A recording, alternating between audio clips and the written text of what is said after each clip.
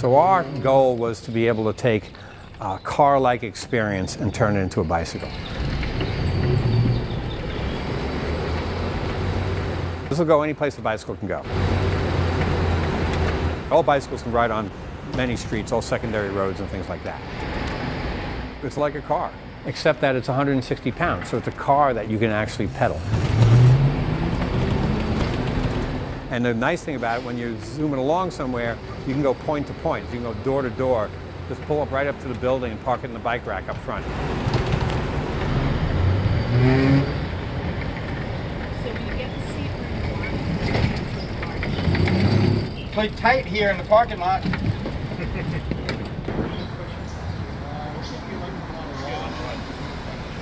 Hop in.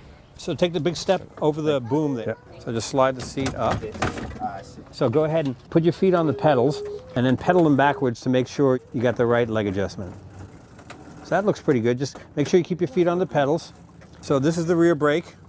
This is the shifter for the pedaling. It's a continuously variable transmission, so it's very, very smooth. Here's the bell for pedestrians. Here's the majority of the braking. This is both front wheels and it has a built-in parking brake. Open it down like that. And this is the throttle. Is that okay? Yep. Keep your feet on the pedals and you drive it like a little car, not too fast around the turns.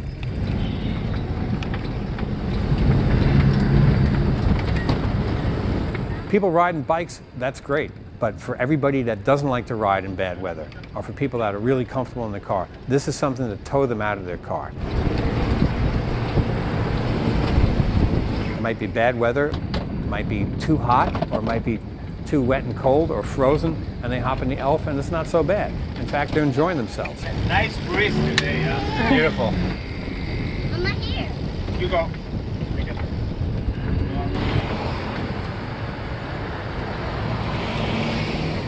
One of the cool things is they can pull right alongside of us because we only take up like a car's width, you know? I don't So think it's kind of sociable. How you doing? So we think of the Elf as like an urban kayak. You know, you kind of zip in and out of traffic. You go up and down hills, just having fun as you're commuting. Yeah.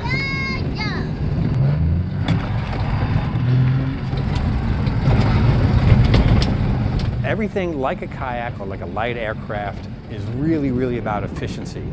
So we have built something that has to be durable, that all people, sizes and shapes should be able to get in and use it in city traffic. There are velomobiles out there. There are electric vehicles out there and golf carts, but there's nothing made like this. There's nothing made nearly as efficient as this. And I can tell you part of it, it's not that easy to build. So this is the factory. This is where it all happens. This is where we have them ready to go out for shipping. We ship them around the world. It all started back in the 80s. My husband and I, we were living in California, and he became very interested in human-powered vehicles, which are basically just bicycles covered in a shell. They were doing over 60 miles an hour back in the 80s. I was working for Porsche in Southern California, and not too far away from me, a gentleman, Dr. Paul McCready, was building pedal-powered aircraft. So this is like in the late 70s, early 80s. And I just became so fascinated with the aspect of someone pedaling and flying. It just so blew me away. So I started getting involved with that technology. I joined the International Human-Powered Vehicle Association and realized that if we can make vehicles go highway speeds with fractional horsepower, everything we're doing is wrong. That's just sucked me away from the conventional automobile world, and I got into composite construction and aerodynamics and fabricating plastics, vacuum forming and blow molding and things like that. We were always fascinated by it, but then we became involved with, just raising a family and making a living, and it didn't seem like there was any way to make a living off of this. I consulted for a while. I built cool vehicles and things. But around the 90s, they became less attractive regarding efficiency. People were more interested in minivans and SUVs and things.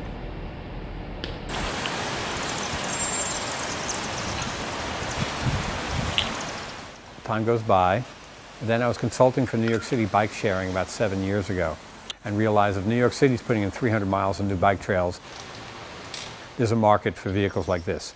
Bicycles that could get people up the hills easier, get them out of the weather, be safer, not tip over, carry passengers, carry a payload, have turn signals, brake lights, all those things. And just started going in that direction from that point on. About 3 years ago, he said, I'm going to do this for a living. And I was like, are you kidding me? I really was like, I don't know, we're in our 50s and you want to start a business now? And he said, yeah, I do. And I said, okay.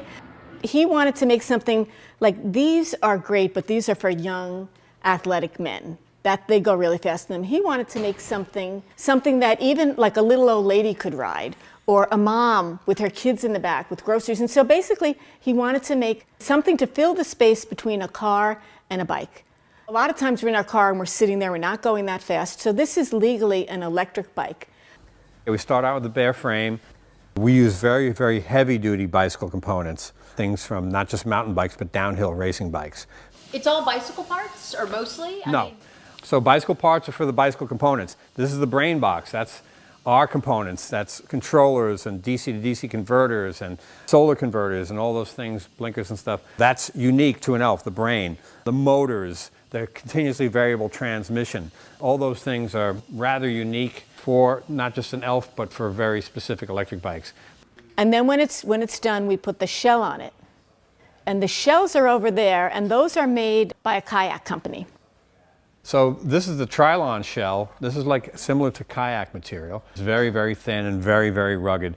It's UV resistant, so it has an acrylic cap and an ABS underside, and very rugged stuff. And these are all LED lights here. We vacuum form the body and have it all attached. This one doesn't have the solar panel on it yet, but for us the solar panel is structure. In addition to providing a power for the battery, it's also the roof. So everything we do on an ELF to make it as efficient as it possibly can be, many things serve multiple purposes. to keep it lightweight. Keep it lightweight, to keep the cost down, to keep it lower in maintenance, to keep it really efficient. For instance, there's no paint anywhere on an ELF. No spray booths, no volatile organic compounds. We just use 6061 aircraft aluminum and we brush it, give it a texture, and that's it. We leave it like that. All the hardware is all stainless steel, so very little corrosion. Most of the hardware is 4, 5, and 6 millimeter Allen head bolts. So just a couple of wrenches and you can put all this together. How is this different from an electric assisted bike? I mean, obviously it looks different with the frame, but as far as the components go. It's a lot more like a car. For instance, here's 2 front wheels. What does that mean? That means 2 disc brakes. That means a wheel alignment. That means a steering assembly. All these things radically change compared to a bicycle. But everything like a kayak or like a light aircraft is really, really about efficiency. The kayak part is mostly about the body. The frame part is more like aircraft. We do use some electrical components that would be like from the RC industry, remote control industry, the small electric motors, the controllers, things like that. That's a continuously variable transmission, and that's a DC, a super efficient motor. That's 1 horsepower, 750 watts. Okay, you can hop in the back there with your sister.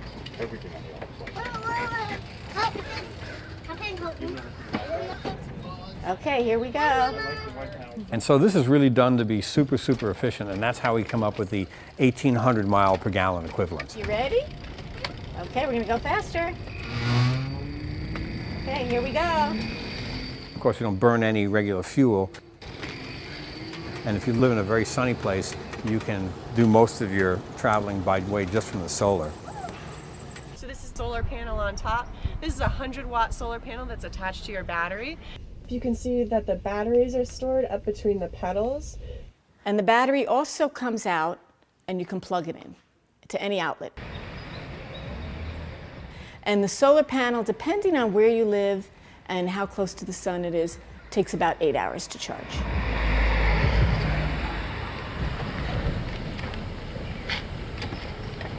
We didn't want to build something that's going to be the fastest. Have fun. So you going with me? We built something that thousands of people could hop in and go. This is the electric assist. This is what is going to make it go 20 miles an hour. And this is a gear. And it has 40 speeds. So it's like when you're shifting gears on a bicycle, only much, much, much smoother. And this is the directionals. This is the horn. This is the horn. And so the most important thing, remember, always keep your feet on the pedals. That's very important. So we have toe clips and stuff so people don't forget. Okay, so I let off the brake. Make sure you have it turned on. And this one has a cycle analyst, which tells you how charged up the battery is, and it's going to let us know how fast we're going. So I just let off the emergency brake, and just your weight and my weight just makes it go. So I'm pedaling, so I've got your weight and my weight. That's a little heavy. So I'm not that strong. I need some electric assist right now. So give it the electric assist. Here's the shifter here on my left. And we're going uphill, so I'm going to give it some electric assist. Okay, so then I'm coming to the corner and I just slow down a little. You don't want to careen around the corner, same as if you were in a car or anything. You just want to be logical about it. So now I'm going downhill and I'm changing the gearing right here on the left. And see, I'm just pedaling. I'm not even giving it any electric because your weight and my weight and just the energy of going downhill. So we're doing like 19 right now. Okay, now we're going uphill. I'm still just pedaling. Now I'm shifting the gear so that I'm getting a lot of exercise. Now I definitely need to give it electric assist. According to the federal regulations, electric bikes can go 20 miles per hour if you're using on flat land, if you're using just the electric assist. And so if you're using the electric assist and not pedaling, you'll get 20 miles an hour. If you're pedaling, you're going to go a lot faster than that. Okay. Now I'm just pedaling, and since we're going to be going downhill, we're going to get a lot of speed. I'm not even giving it any electric assist yet. And we're over 20 with me just pedaling. Now I'm changing the gearing. We're still going really good. We're 20. Okay, now I got to give it some electric. When I ride, I'm going up hills and down hills, so I'm probably averaging about 23, which at first I thought, well, that's really slow, but actually it's not. Because most of our trips, if you're going to the grocery store, you're going to church, you're not really going that fast. And the thing is, like, if it would take me 10 minutes to get to the grocery store, now it's taking me 20. So you're driving on the road. Yeah. I mean, you're right in the car lane. You're not on the bike lane or... Right. I try to be respectful of cars. But I mean, we're in a city environment. You're not going to be going very fast in a city environment anyway. Yeah. So I'm not like holding anybody up or anything. So yeah, I can just be like a car.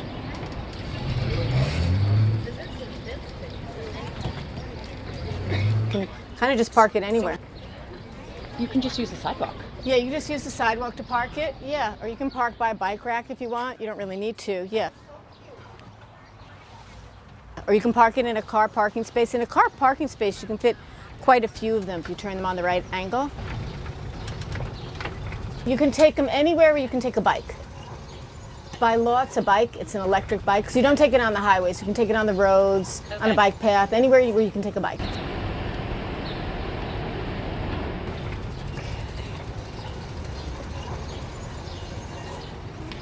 It's legally a bicycle, so you can take it on a bike path, park it on sidewalks, no license, registration, insurance.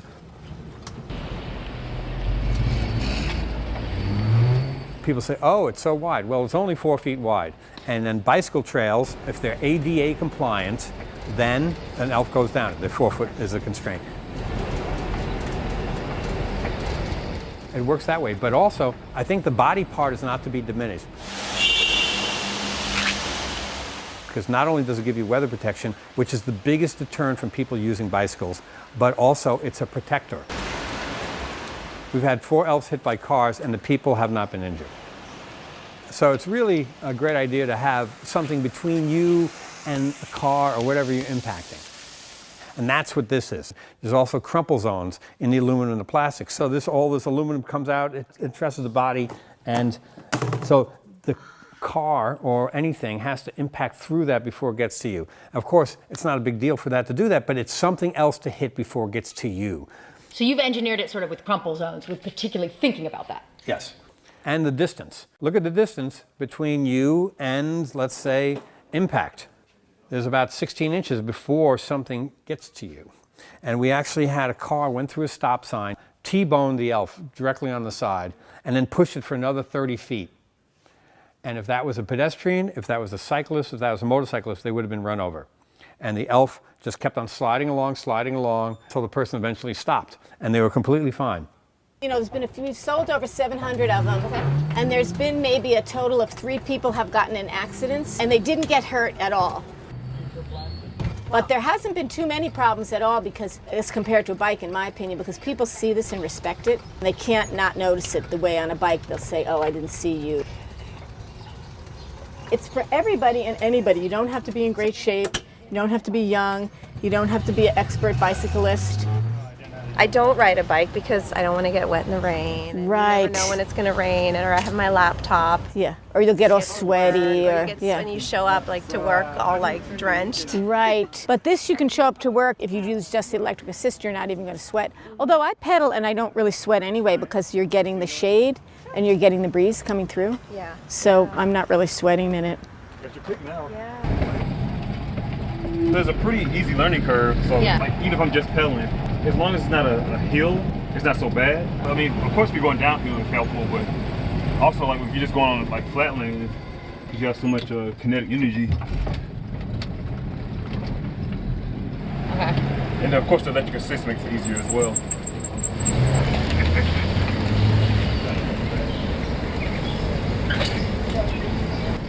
How shall I park? You notice the difference in the ride? Yeah. Yeah, this is way smoother with them Way tires. smoother. Real smooth. I like this one a lot. This is a nice one. Yeah, that's how I would get it right there with those tires. Super smooth. This one is newer and so it's really upgraded. This is like our newest model. It just keeps getting a little better and better each time. Yeah. Yeah. So we do an agile design process, actually. Originally, we sold about 50 of them on Kickstarter. We knew we were losing money on each one, but it got 50 units out there and allowed us to get the feedback and make the changes. So since that time, 3 years ago, we've made about 400 changes to the Elf. Many usually subtle changes, little tiny things. Some of them more substantial, like making them a two-seater. You know, the bracing that had to go in to allow to have an additional couple of 100 pounds at the back of the vehicle was significant. But still, it's very, very light, you know. You know Bob McCready? Yeah, he was actually the president of the Human Powered Vehicle Association, the international president. I was the vice president of land. So I got to spend some time with him and learn more about kind of a thinking process, right? It's not just like, oh, I'm going to use this type of solar cell or this type of battery. It's more like, how do you keep seeking out the advantages and efficiency? So you come down here to the chain tensioner. Well, everything we do, the goal is to show simplicity, you know, reflect simplicity, but making a simple vehicle is quite a challenge. It takes a long time. But we have multiple vehicles that we'd like to put into the space between a bicycle and a car. So that's like a pedicab version there. So that's still legally a bicycle. Little pickup truck. This also is legally a bicycle. And then this we call the Model B, and that is on the side of a low-speed scooter. So this one can carry like 1,000 pounds, and it can go about 30 miles an hour. And then this is actually a three-wheeled motorcycle, fully enclosed motorcycle. That would be 100 miles an hour, a 250-mile range. I sell for about $22,000 is our projected cost. Here's actually like an industrial Elf here, you know, a little more heavy work. Here's the pedicab taxi version we talked about. This is a concept we developed for the post office. It can carry a pretty sizable load. Wow. We underestimate then the power of these things. Right, exactly. I mean, you build a car and it weighs 4,000 pounds and the passenger weighs 200. So the majority of the horsepower is going to move in the vehicle itself. So we build a vehicle where the rider is 200 pounds and the vehicle's under 200 pounds. And so we reduce the size and the weight of the vehicle, and then we can get really, really efficient. Hi. This is where we started out. We started out in the old bargain furniture store. And it had no heat and no air conditioning and rats. And we were just so thrilled to have a place to get started. It's kind of amazing, it's kind of a miracle that this even happened because we haven't gotten any government funding or anything. He just saw a need, something that needed to be done, and he said, I'm going to do it. I'm not saying this is the replacement for a car right now. I think someday it will be. I think it's kind of like baby steps, you know what I mean? Right now, people really maybe want their cars for long distances. Like I haven't given up my car either, but I love my Elf.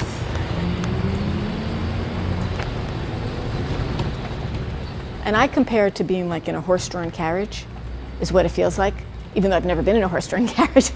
It's what I imagine it would be like. The thing is, like, if it would take me 10 minutes to get to the grocery store, now it's taking me 20, and I'm getting in my exercise.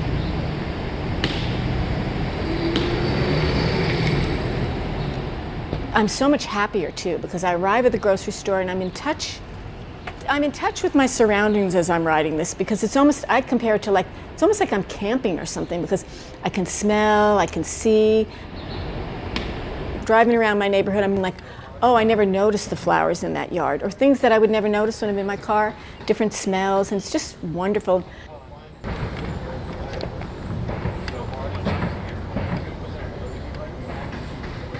%90 of car trips have one person in them, and I think like 40% of car trips are going 2 miles. If you just need to get around within a 20-mile circumference, little vehicles like this make a whole lot more sense. Also lifestyle too. Absolutely, you know, probably the automobile has been the biggest contributor to human illness. If they can get used to actively moving around all the time, we'll just go straight here. While they're running their chores, while they're going shopping. That's a huge contributor in a long, healthy lifestyle.